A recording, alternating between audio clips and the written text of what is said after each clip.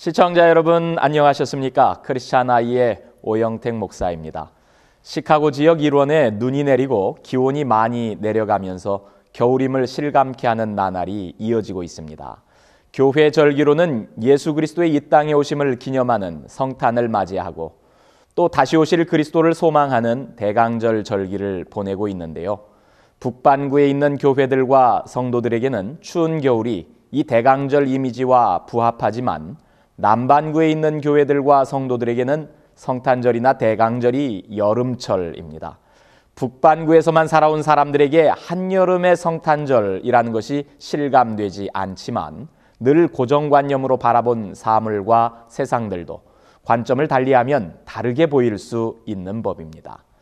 남반구에서는 지난 5일 반짝였던 한 큰 별이 타계해서 온 지구촌이 애도하며 장례식을 치렀지요. 바로 전 남아프리카 공화국의 대통령이었던 넬슨 만델라가 95세의 일기로 우리 곁을 떠나 바로 오늘 장례식이 진행되었습니다. 넬슨 만델라 전 남아공 대통령은 자국의 민주화와 반인종차별 정책의 상징이자 국민의 아버지로 불렸던 인물입니다. 그는 남아공 백인 정부의 극단적인 인종차별 정책에 반대했다는 이유로 27년간 감옥살이를 했었다가 1990년 71세의 나이에 남아공 최초의 흑인 대통령이 되었고 대통령직에 올라서도 화해와 용서를 외쳤던 인물이었습니다. 세계에서 가장 존경받는 지도자 중 한 명으로 손꼽히던 넬슨 만델라의 모든 업적 가운데 이코노미스트지는 가장 두드러지는 두 가지로 다음의 업적을 손꼽았습니다. 첫째는 억압에 맞서면서도 강인함과 넓은 도량, 품위를 잃지 않는 모습입니다. 27년간 그를 감옥에 가둔 자들이 편견이라는 감옥에 갇혀 있는 동안 만델라는 그 누구보다 자유로웠고 인내심과 유머 감각도 잃지 않았습니다. 당시 함께 생활한 교도관들은 그 누구보다도 만델라를 존경하게 되었답니다. 둘째는 고약한 편협함의 대명사였던 남아공 국가 이미지를 피부색과 관계없이 누구나 존경받으며 평등하게 살아가는 무지갯빛 국가로 바꾸는 기적 같은 일을 해냈다는 것입니다. 정치인으로서 만델라는 많은 자기 모순을 갖고도 있었습니다.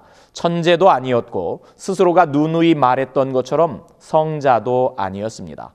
그러나 그는 젊은 시절부터 남다른 카리스마를 보인 타고난 리더였습니다.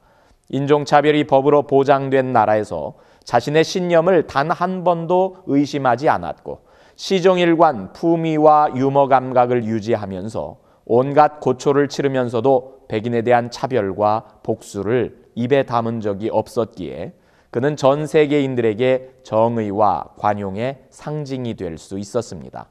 더 놀라운 사실은 그가 깊이 생각할 줄 알고 필요하다면 자신의 생각을 바꿀 줄도 아는 인물이었다는 겁니다. 그가 석방되었을 때만 해도 아프리카 민족회의의 많은 당원들이 오랜 후원자였던 소련의 도그마적 이데올로기에 여전히 깊이 경도되어 있던 시절이었습니다. 자본주의 체제를 해체하고 웨스트민스터식의 의회 민주주의도 거부해야 한다는 의견이 대세였지요. 하지만 만델라는 여러 사람의 의견을 충분히 듣고 생각을 정리한 끝에 개혁은 하되 자본주의와 자유민주주의를 유지하는 것이 남아공 국민들, 무엇보다도 가난한 흑인들에게 더 나을 것이라는 결론에 이르게 되었습니다. 그 결과 오늘날 남아공의 모습은 1994년에 비해 훨씬 나아졌습니다.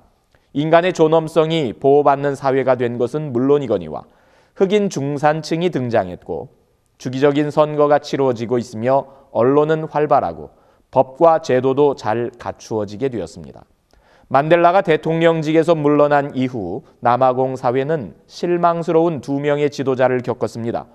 경제성장은 지지부진하고 정치판의 부패와 권위주의, 포퓰리즘이 심해졌습니다. 만델라가 그토록 혐오했던 인종 간 반감이 공적 담론을 오염시키고 있습니다.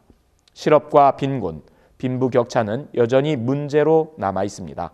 성역에 가까운 만델라의 아우라 덕분에 근근히 입지를 지키고 있는 아프리카 민족회의도 부패와 비효율성으로 인해 비난을 사며 경쟁 정당들의 도전을 받고 있습니다.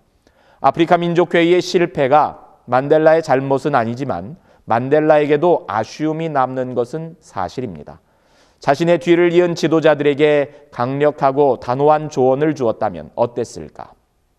외교 분야에서는 기존의 우방들에게 지나치게 의리를 지킨 게 아닐까 하는 아쉬움들입니다.